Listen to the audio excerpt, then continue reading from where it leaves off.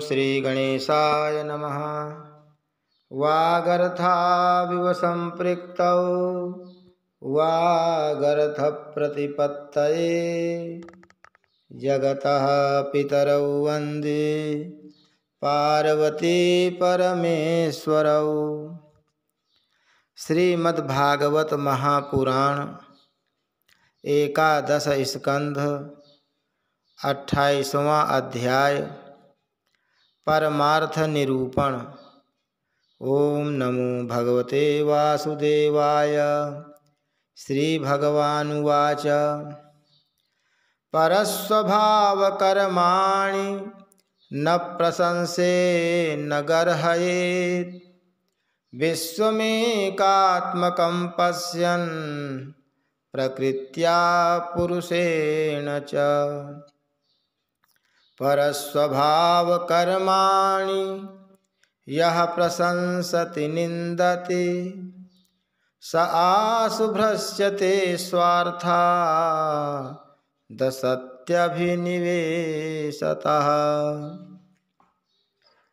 भगवान श्री कृष्ण कहते हैं, उद्धव जी, यद्यपि व्यवहार में पुरुष और प्रकृति, दृष्टा और दृश्य के भेद से दो प्रकार का जगत जान पड़ता है, तथापि परमार्थ दृष्टि से देखने पर यह सब एक अधिष्ठान स्वरूप ही है। इसलिए किसी के शांत, घोर और मूढ़ स्वभाव तथा उनके अनुसार कर्मों की न स्तुति करनी चाहिए और न निंदा। सर्वदा अद्वैत दृष्टि रखनी चाहिए। जो पुरुष दूसरों के स्वभाव और उनके कर्मों की प्रशंसा अथवा निंदा करते हैं, वे शीघ्र ही अपने यथार्थ परमार्थ साधन से च्युत हो जाते हैं, क्योंकि साधन तो द्वैत के अभिनिवेश का, उसके प्रति सत्यत्व बुद्धि का निषेध करता है और प्रशंसा तथा निंदा उसकी सत्यता के भ्रम को और भी दृढ़ कर देती है। उद्धव जी, सभी इंद्रियां राजस अहंकार के कार्य हैं। जब वे निद्रित हो जाती हैं तब शरीर का अभिमानी जीव चेतना शून्य हो जाता है, अर्थात उसे बाहरी शरीर की स्मृति नहीं रहती। उस समय यदि मन बच रहा तब तो वह सपने के झूठे दृश्यों में भटकने लगता है, और वह भी लीन हो गया तब तो जीव मृत्यु के समान गाढ़ निद्रा सुषुप्ति में लीन हो जाता है। वैसे ही जब जीव अपने अद्वितीय आत्मस्वरूप को भूलकर नाना वस्तुओं का दर्शन करने लगता है, तब वह स्वप्न के समान झूठे दृश्यों में फंस जाता है अथवा मृत्यु के समान अज्ञान में लीन हो जाता है। उद्धव जी, जब द्वैत नाम की कोई वस्तु ही नहीं है, तब उसमें अमुक वस्तु भली है और अमुक बुरी, अथवा इतनी भली और इतनी बुरी है, यह प्रश्न ही नहीं उठ सकता। विश्व की सभी वस्तुएं वाणी से कही जा सकती हैं अथवा मन से सोची जा सकती हैं। इसलिए दृश्य एवं अनित्य होने के कारण उनका मिथ्यात्व तो स्पष्ट ही है। परछाई, प्रतिध्वनि और सीपी आदि में चांदी आदि के आभास यद्यपि हैं तो सर्वथा मिथ्या, परंतु उनके द्वारा मनुष्य के हृदय में भय, कंप आदि का संचार हो जाता है। वैसे ही देहादि सभी वस्तुएं हैं तो सर्वथा मिथ्या ही, परंतु जब तक ज्ञान के द्वारा इनकी असत्यता का बोध नहीं हो जाता, इनकी आत्यंतिक निवृत्ति नहीं हो जाती तब तक ये भी अज्ञानियों को भयभीत करती रहती हैं। उद्धव जी, जो कुछ प्रत्यक्ष या परोक्ष वस्तु है वह आत्मा ही है, वही सर्वशक्तिमान भी है। जो कुछ विश्व सृष्टि प्रतीत हो रही है इसका वह निमित्त कारण तो है ही, उपादान कारण भी है। अर्थात वही विश्व बनता है और वही बनाता भी है। वही रक्षक है और रक्षित भी वही है। सर्वात्मा भगवान ही इसका संहार करते हैं और जिसका संहार होता है वह भी वे ही हैं। अवश्य ही व्यवहार दृष्टि से देखने पर आत्मा इस विश्व से भिन्न है, परंतु आत्म दृष्टि से उसके अतिरिक्त और कोई वस्तु ही नहीं है। उसके अतिरिक्त जो कुछ प्रतीत हो रहा है उसका किसी भी प्रकार निर्वचन नहीं किया जा सकता और अनिर्वचनीय तो केवल आत्मा स्वरूप ही है। इसलिए आत्मा में सृष्टि, स्थिति, संहार अथवा अध्यात्म, अधिदैव और अधिभूत, ये तीन प्रकार की प्रतीतियाँ सर्वथा निर्मूल ही हैं। न होने पर भी यूं ही प्रतीत हो रही हैं। यह सत्व, रज और तम के कारण प्रतीत होने वाली दृष्टा, दर्शन, दृश्य आदि की त्रिविधता माया का खेल है। उद्धव जी, तुमसे मैंने ज्ञान और विज्ञान की उत्तम स्थिति का वर्णन किया है। जो पुरुष मेरे इन वचनों का रहस्य जान लेता है वह न तो किसी की प्रशंसा करता है और न निंदा।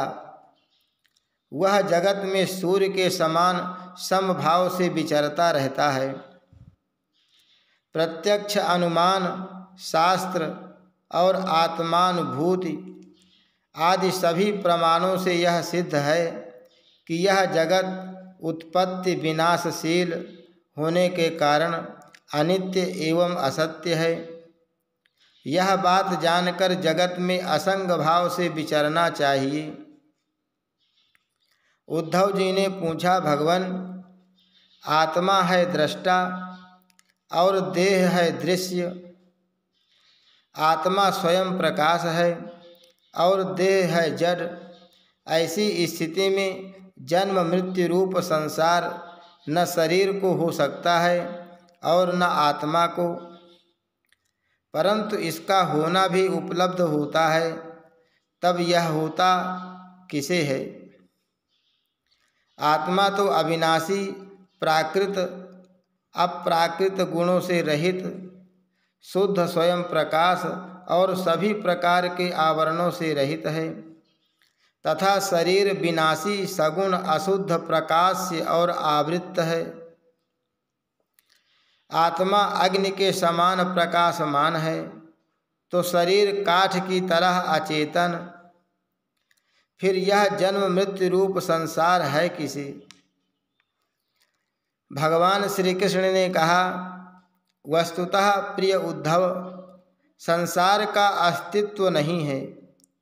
तथापि जब तक देह, इंद्रिय और प्राणों के साथ आत्मा की संबंध भ्रांति है तब तक अविवेकी पुरुष को वह सत्य सा स्फुरित होता है।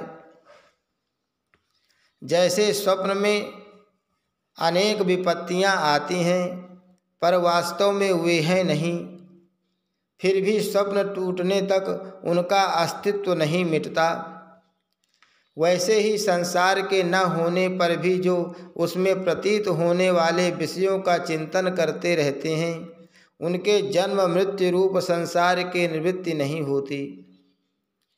जब मनुष्य स्वप्न देखता रहता है तब नींद टूटने के पहले उसे बड़ी बड़ी विपत्तियों का सामना करना पड़ता है, परंतु जब उसकी नींद टूट जाती है वह जग पड़ता है तब न तो स्वप्न की विपत्तियां रहती हैं और न उनके कारण होने वाले मोह आदि विकार।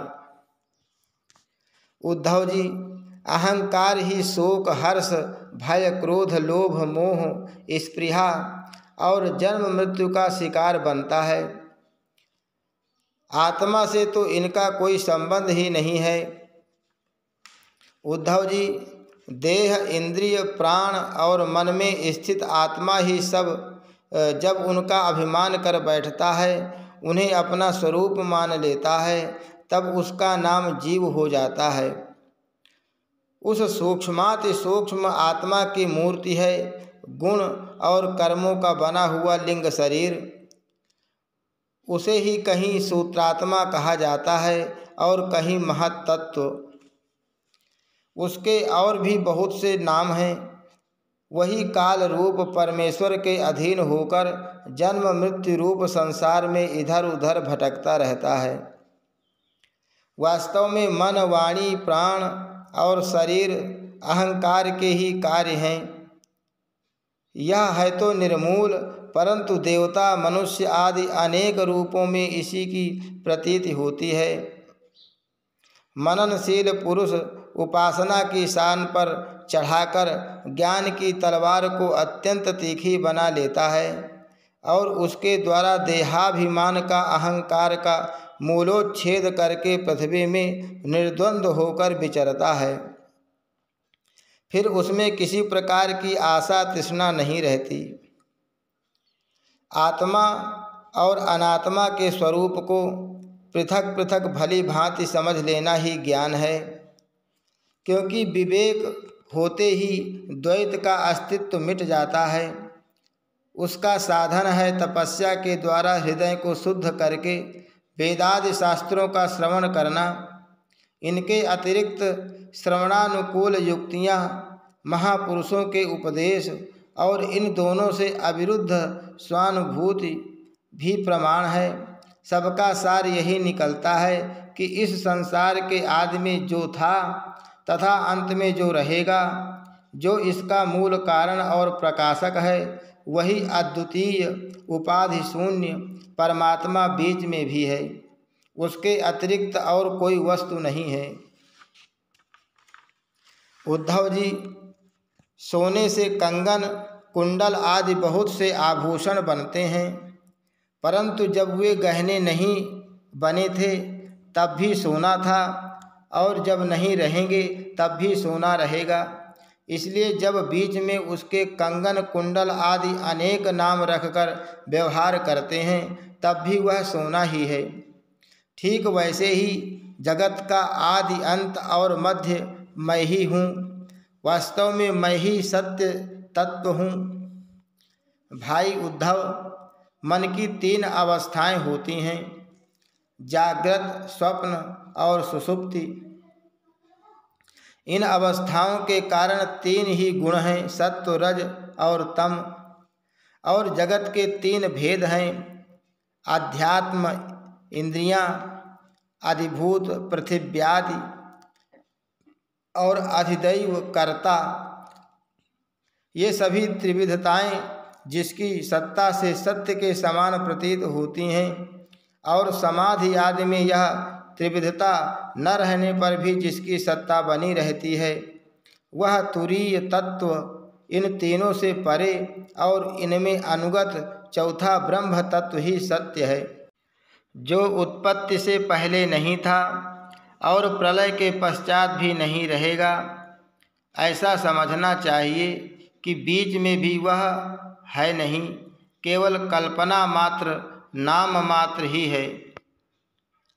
यह निश्चित सत्य है कि जो पदार्थ जिससे बनता है और जिसके द्वारा प्रकाशित होता है, वही उसका वास्तविक स्वरूप है, वही उसकी परमार्थ सत्ता है। यह मेरा दृढ़ निश्चय है।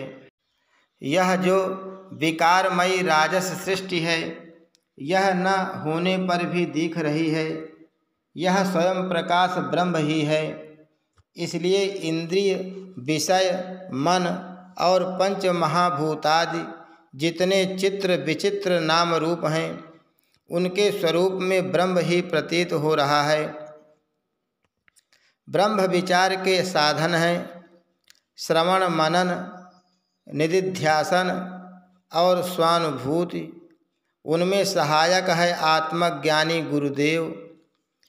इनके द्वारा विचार करके स्पष्ट रूप से देहादि अनात्म पदार्थों का निषेध कर देना चाहिए। इस प्रकार निषेध के द्वारा आत्म विषयक संदेहों को छिन्न भिन्न करके अपने आनंद स्वरूप आत्मा में ही मग्न हो जाए और सब प्रकार की विषय वासनाओं से रहित हो जाए। निषेध करने की प्रक्रिया यह है कि पृथ्वी का विकार होने के कारण शरीर आत्मा नहीं है, इंद्रिय उनके अधिष्ठात्र देवता, प्राण वायु जल अग्नि एवं मन भी आत्मा नहीं है, क्योंकि इनका धारण पोषण शरीर के समान ही अन्न के द्वारा होता है। बुद्धि चित्त अहंकार आकाश पृथ्वी शब्दादि विषय और गुणों की साम्यावस्था प्रकृति भी आत्मा नहीं है, क्योंकि ये सब के सब दृश्य एवं जड़ हैं। उद्धव जी, जिसे मेरे स्वरूप का भली भांति ज्ञान हो गया है, उसकी वृत्तियाँ और इंद्रियाँ यदि समाहित रहती हैं तो उसे उनसे लाभ क्या है,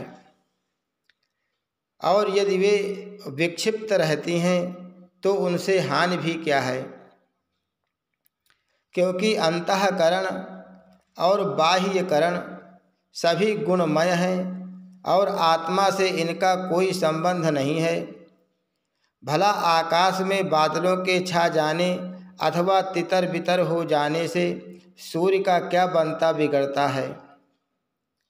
जैसे वायु आकाश को सुखा नहीं सकती, आग जला नहीं सकती, जल भिगो नहीं सकता, धूल धुएं मटमैला नहीं कर सकते, और ऋतुओं के गुण गर्मी सर्दी आदि उसे प्रभावित नहीं कर सकते, क्योंकि ये सब आने जाने वाले क्षणिक भाव हैं और आकाश इन सब का एक रस अधिष्ठान है।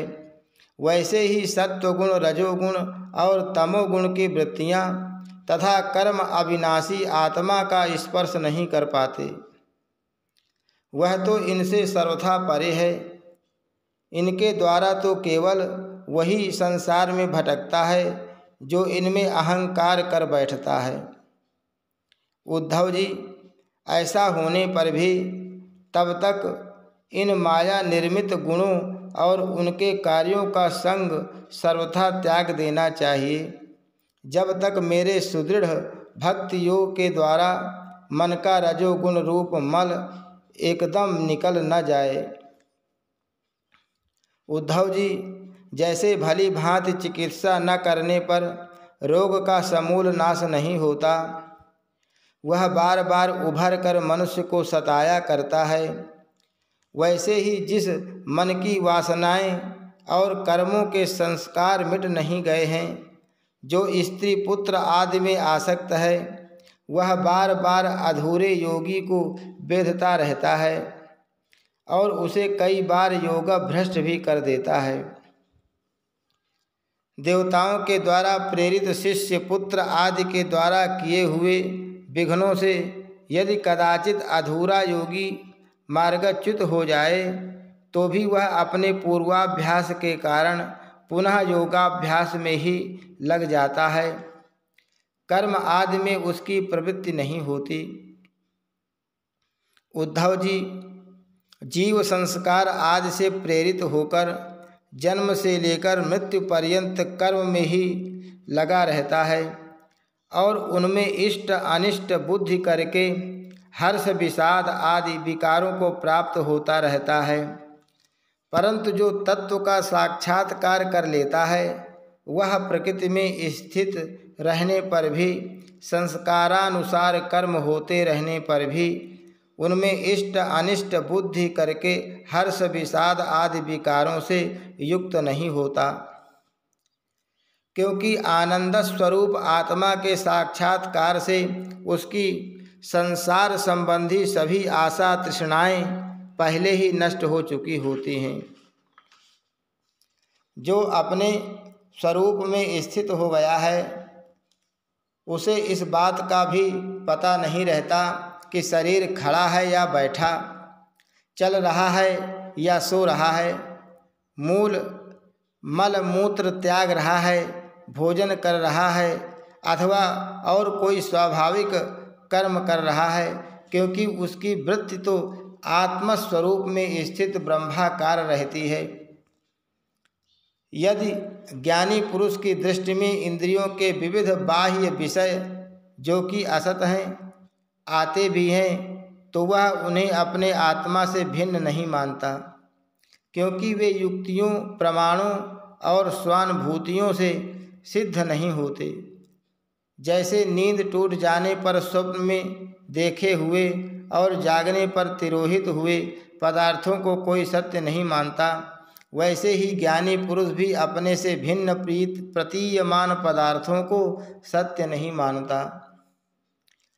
उद्धव जी, इसका यह अर्थ नहीं है कि अज्ञानी ने आत्मा का त्याग कर दिया है और ज्ञानी उसको ग्रहण करता है। इसका तात्पर्य केवल इतना ही है कि अनेक प्रकार के गुण और कर्मों से युक्त देह, इंद्रिय आदि पदार्थ पहले अज्ञान के कारण आत्मा से अभिन्न मान लिए गए थे। उनका विवेक नहीं था। अब आत्मदृष्टि होने पर अज्ञान और उसके कार्यों की निवृत्ति हो जाती है। इसलिए अज्ञान की निवृत्ति ही अभीष्ट है। वृत्तियों के द्वारा न तो आत्मा का ग्रहण हो सकता है और न त्याग। जैसे सूर्य उदय होकर मनुष्यों के नेत्रों के सामने से अंधकार का पर्दा हटा देते हैं, किसी नई वस्तु का निर्माण नहीं करते, वैसे ही मेरे स्वरूप का दृढ़ अपरोक्ष ज्ञान पुरुष के बुद्धिगत अज्ञान का आवरण नष्ट कर देता है। वह इदम रूप से किसी वस्तु का अनुभव नहीं कराता। उद्धव जी, आत्मा नित्य अपरोक्ष है, उसकी प्राप्ति नहीं करनी पड़ती। वह स्वयं प्रकाश है, उसमें अज्ञान आदि किसी प्रकार के विकार नहीं हैं। वह जन्म रहित है, अर्थात कभी किसी प्रकार भी वृत्ति में आरूढ़ नहीं होता, इसलिए अप्रमेय है।